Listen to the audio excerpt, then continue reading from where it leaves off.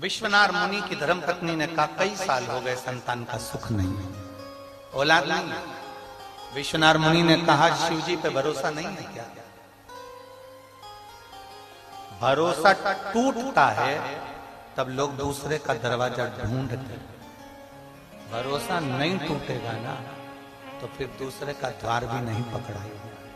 भरोसा टूट गया क्या तुम्हारा? विश्वास टूटा है क्या तुम्हारा? बहुत सारे यहां पर कैंसर के भी मरीज आए हुए, कैंसर के पेशेंट भी आए, बहुत सारे यहाँ लीवर और किडनी वाले भी आए, बहुत सारे यहाँ थायराइड और बीपी वाले भी आए। बहुत ये प्रसंग आप लोगों के लिए, जिसके घर में औलाद नहीं हुई 30, 35, 40 साल तक ये कथा उसके लिए भी।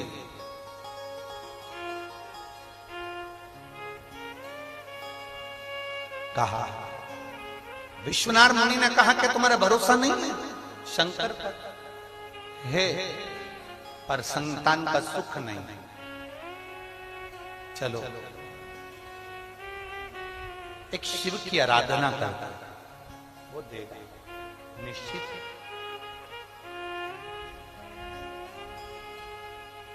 सप्त नदियों का पवित्र जल, मेरी जीजियों 35 साल भी हो गए ना औलाद को नहीं है ना घबरा। 40 साल भी हो गए ना औलाद को ना घबरा। अब जब तुम्हारे यहाँ संतान नहीं है ना तो एक नियम बनाना कि मुझे 5 पंडाल में पहुंचना है और 5 पंडाल में पहुंचकर वहां पर से मुझे 5 जगह की 5 कथा के पंडाल की मुझे बेलपत्र चाहिए।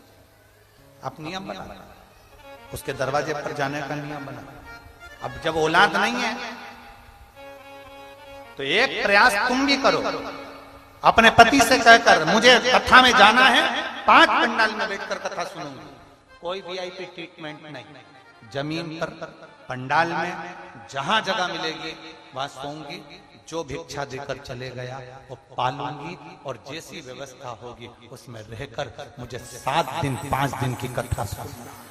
5 पंडाल,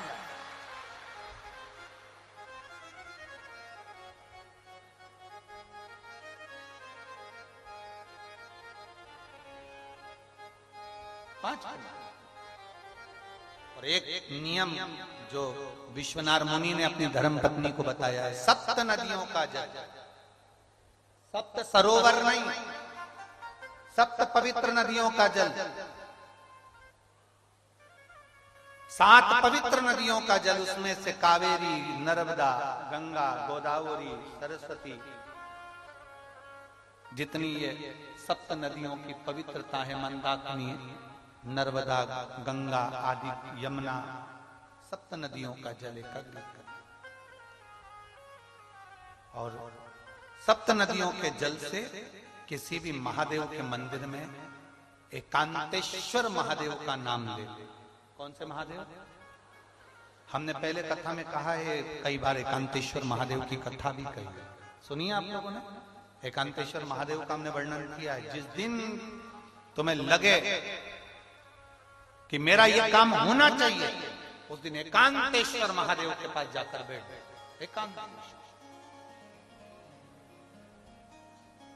एकांतेश्वर महादेव मतलब बाहर मिलेंगे। ये लोग कहते हैं कि यहाँ नर्मदेश्वर महादेव है, कल हम गए थे दर्शन करने के लिए। इनका कहना है कि ये नर्मदेश्वर महादेव है, पर हमारा जो स्पर्श मात्र से हम जो समझते हैं, हमने ये जाना है कि ये जो धरा है, ये जो भूमि है तारा बाबा की जो कुटिया है, ये शहर से दूर होना चाहिए। अर्थात पहले यहाँ शहर नहीं थी, ये एकांत में थी। एकांत में थी तो यहाँ जो तारा बाबा आराधना करते थे शंकर की, वो शंकर साधारण नहीं होगा, वो एकांतेश्वर महादेव ही कहलाता। एकांत, एकदम एकांत। इनका कहना है नर्मदेश्वर है, वो नर्मदा का शिवलिंग है। शिवलिंग कहीं का भी हो सकता है, पर उसकी एकांतता देखी जाती है, एकदम मौन, स्थिर, साथ बैठे, जहां केवल शिव के सिवा कुछ भी नहीं, शंकर के सिवा कुछ नहीं। जो आया वो गुफा के चक्कर में घुस गया, जिसको शंकर से मिलना था वो डायरेक्ट पहुंच गया, उसे गुफा से मतलब ही नहीं रहा, उसे तो एकांतेश्वर से मतलब था। पहुंचा, बैठा, जल चढ़ाया, स्पर्श किया और चल बाबा से अपने दिल की बात, हृदय की बात, एकांतेश्वर। सप्त नदियों का जल रखकर, सप्त बेलपत्र के ऊपर सप्त नदियों का जल, एक बेलपत्र ली, उसके ऊपर एक कटोरी में, एक बाटकी में, एक पात्र में एक नदी का जल, दूसरी बेलपत्र ली, दूसरी कटोरी में फिर जल, फिर तीसरी में बाबा की आराधना कर कर, शिव से विनती कर कर, भगवान शंकर के नामों का 108 नामों का जाप कर कर, श्री शिवाय नमस्तुभ्यम कर कर, एक कटोरा जहां से पानी बहकर नीचे आता है वहां लगा लीजिए और एक बेलपत्री को उठाकर शिव जी के शिवलिंग पर समर्पित करिए। समर्पित करते समय डंडी का मुख अशोक सुंदरी की ओर हो। अशोक सुंदरी का जगह मालूम है सबको? सबको मालूम है ना? अशोक सुंदरी की ओर मुख, अशोक सुंदरी भी समझ, गड़बड़ ना करिए।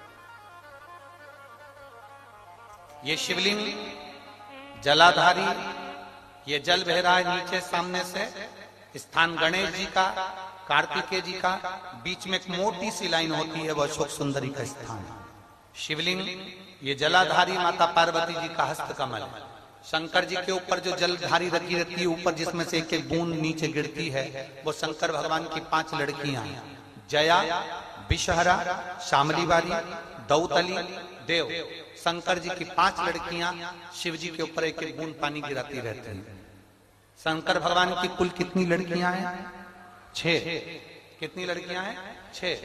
5 जया, विषहरा, शामलीवारी, दौतली, देव। शंकर जी की 6ठे नंबर की लड़की अशोक सुंदरी। जब हम प्रयोग करेंगे एकांतेश्वर महादेव का, ये बेलपत्र जो हमने समर्पित करी है, डंडी का मुख अशोक सुंदरी की ओर हो, डंडी का। आप बैठे कहां पर हो? जल चढ़ाते समय शिव जी को जल कहां बैठकर चढ़ाया जाता है? जम के बोलो जरा। जहां से जल बहकर जा रहा है इसके ठीक विपरीत की ओर, ठीक विपरीत की ओर जल बहकर जा रहा है इधर, तो तुम बैठोगे इधर, इधर नहीं बैठोगे, इधर नहीं बैठोगे। जल इधर बह रहा है तो तुम इस साइड बैठोगे। यहाँ बैठकर फिर बेलपत्र को आप समर्पित करोगे, डंडी का मुख उधर होगा, पत्ती का मुख आपकी ओर होगा, और जो एक नदी का जल है वो समर्पित कर कर जो पात्र लगा है उसमें वो जल इकट्ठा होते चले जाएंगे। दूसरी बेलपत्र उठाना है, 108 बार शिव का नाम लेना है, फिर वापिस बेलपत्र श्री शिवाय नमस्तुभ्यम कर कर समर्पित करना है। डंडी का मुख अशोक सुंदरी की ओर होना। जब 6 बेलपत्र अशोक सुंदरी की ओर जाएगी, 7वें नंबर की जो बेलपत्र है उसका डंडी का मुख आपकी ओर होगा, और डंडी का मुख आपकी ओर होकर जल चढ़ाकर आप उस जल को झेल लेंगे।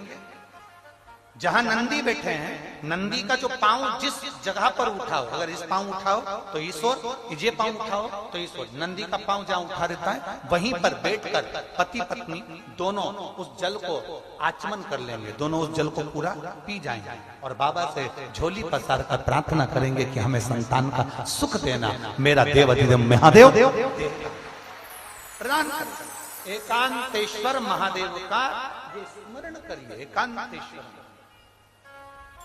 पहुंच गए विश्वनाथ मुनि अपनी धर्मपत्नी को लेकर एकांत में, जहां भगवान शंकर विराजमान थे, उस एकांतेश्वर महादेव के पास